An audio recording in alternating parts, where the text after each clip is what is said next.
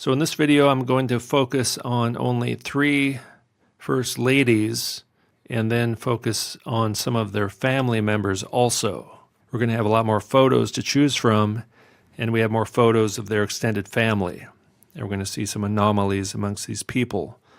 So we're going to look at McKinley, Roosevelt, and Taft. And first up is Ida Saxton McKinley.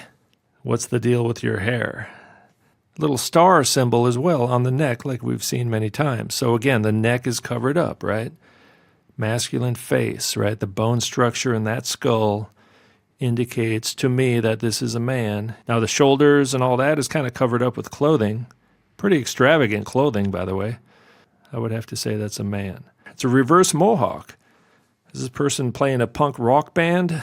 This looks like a vampire. This looks like something out of a horror movie. So it says here, she never recovered from losing their daughters as infants and remained in a fragile state of health for the rest of her life, including having seizures.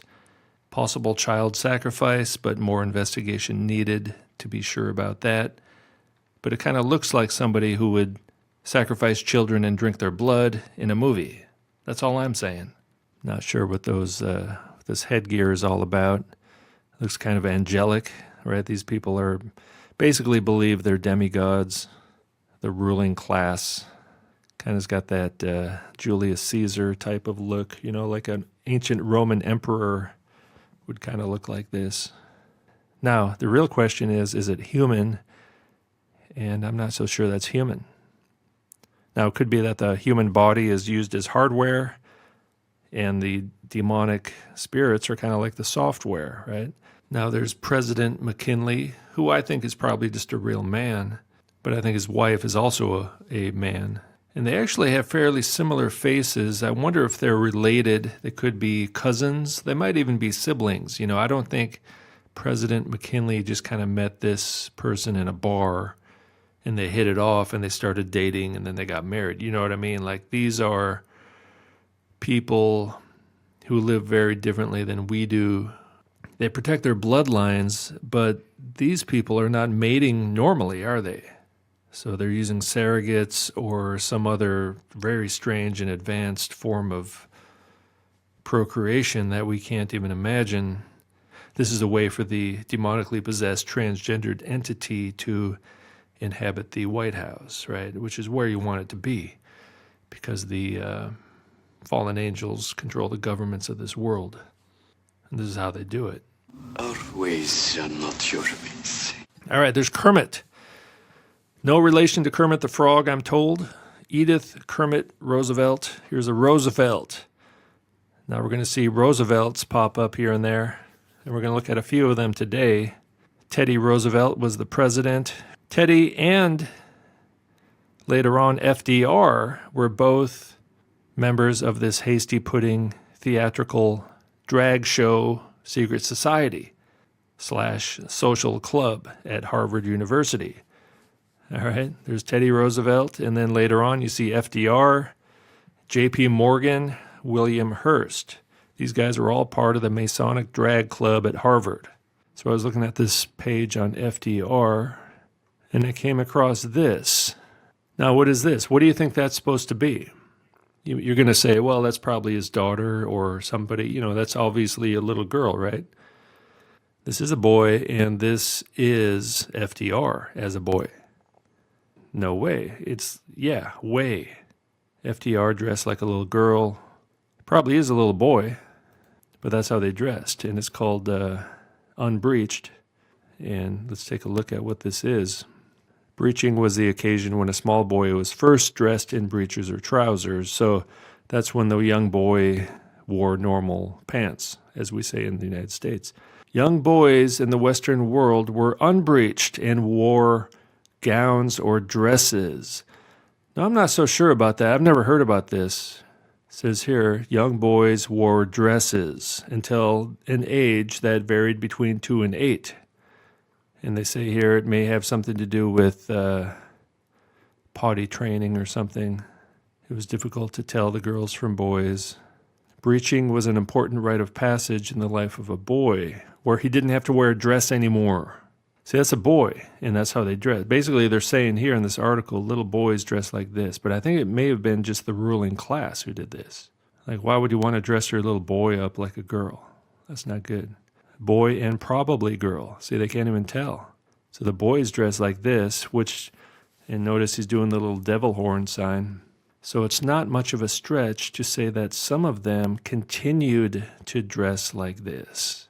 They just never took off the dress. See, what it's saying here is that little boys were dressed as little girls. And then later on, they started to dress like boys. And this one even has a neck covering up the Adam's apple. So this is not just toilet training like it says in the article. This is the ruling class traumatizing their children to break them by cross-dressing. All right, and some of the men then later on started to dress like boys again at the age of 5 or 8 or 18, as we'll see. But some of them, they just kept them in girls' clothing the whole time. And those are the transvestites. Prince Ulrich of Denmark. The hair and active dog show the gender. Oh, okay. Because there's a dog, apparently that means that's a boy. But it's dressed like a girl, right? Now, what if you just said that was a girl? Everyone would think it was a girl, right? The eldest son of Philip IV of Spain.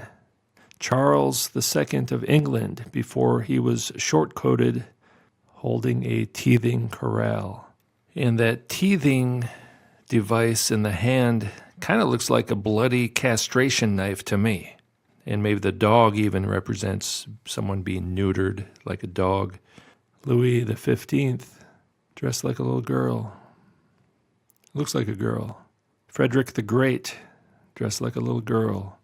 Alfonso, Prince Imperial of Brazil, holding a stick and a hoop. See, they're always holding this little stick. I don't think that's just for teething. It's something else as well. It's basically the circle and triangle. It's the circle and the phallus, just like an obelisk is surrounded by a circle. That's what that is. It represents androgyny. Nicholas II with his mother, dressed like a little girl, right? Reminds me of that movie with, what was that movie about the Gong Show host?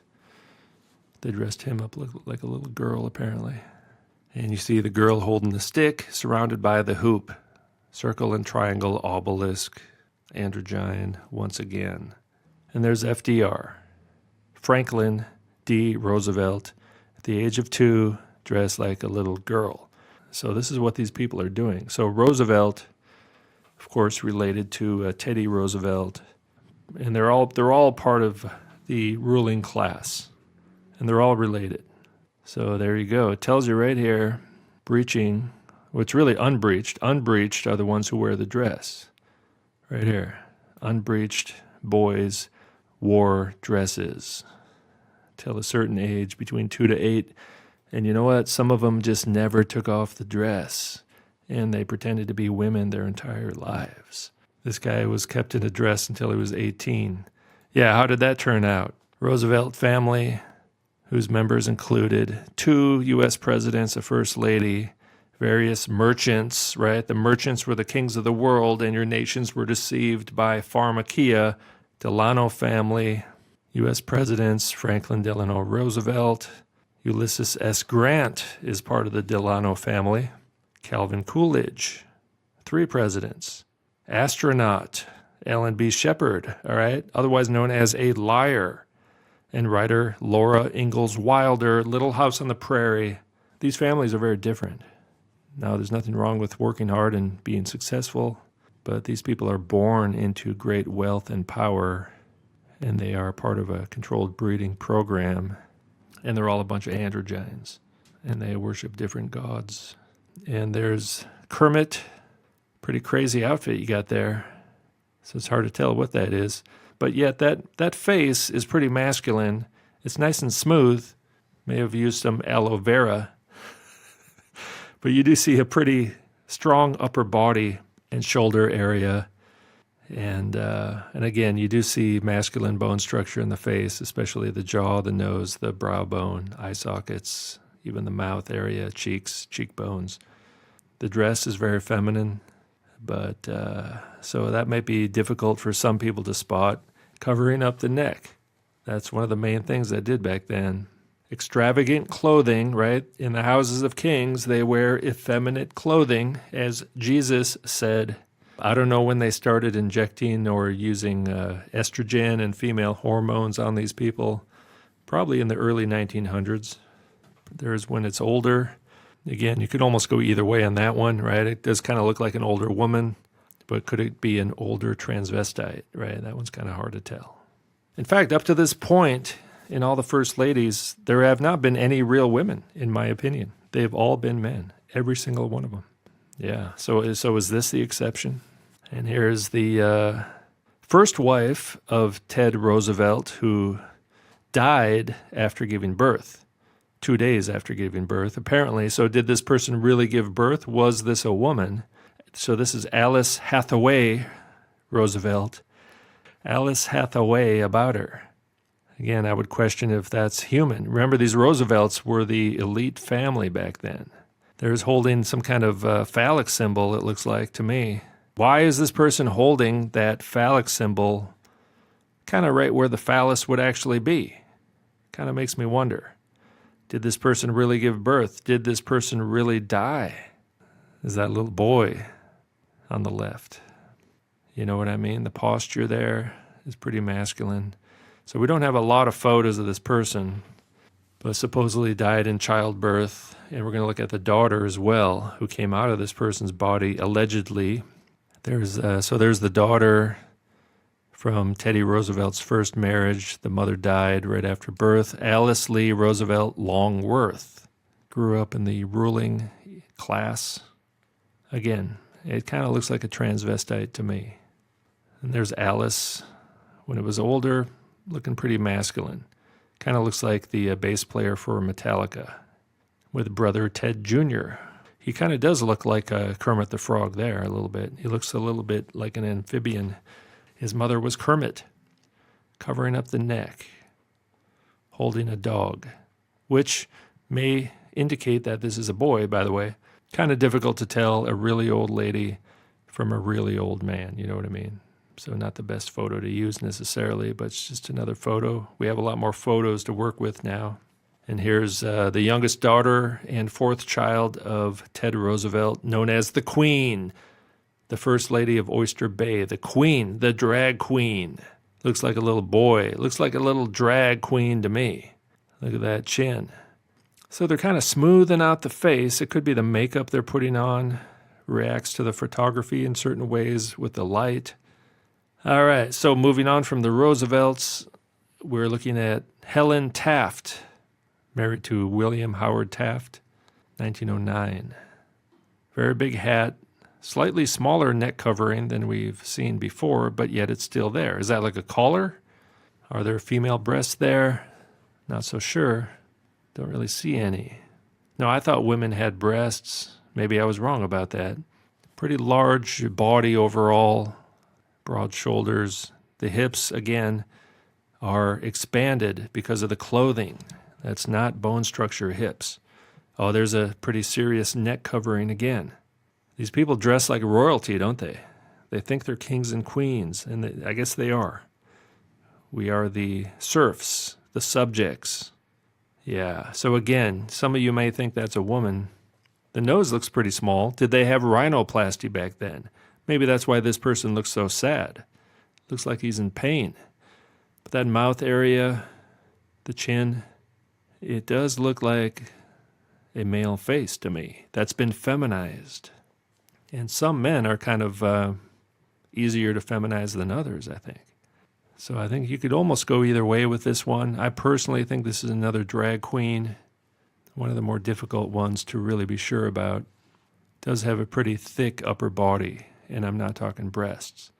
And the question is, at this point, considering that everyone up to this point has been a drag queen, like why would there suddenly be a real woman in the White House after over 100 years of having only men play that part? Now here, the dress, you see the different colors on each side of the body. That's some androgynous symbolism, right? Half male, half female. Now look at these four people here. Looks like four drag queens, right? The other three are actually more obvious.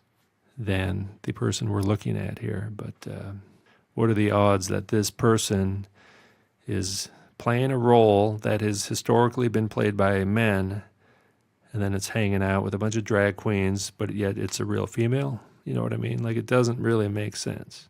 And it just happens to be taller than the other drag queens, right? It's not easy to get a sense of people's height in a photo, but I think that person is taller than the other dudes, right? So is the real female going to be taller than the other drag queens? So there you have it. 3 first ladies. McKinley is quite obvious, and no children there. They apparently died at a young age as infants. That doesn't mean that person is a vampire. And the Roosevelts, we went on a little bit of a rabbit trail there looking at FDR, who was a future president than the time period we're looking at today. We came across some very valuable information about this unbreached boy, where little boys were dressed like little girls, and they referred to that as being unbreached. And then they would breach them and start dressing them up like boys at a certain age. And just think how traumatizing that is. I'm going to talk about that more, but that helps us to understand these families and the children of these families, because we're going to start looking more at the families of these people now that we're in the 1900s.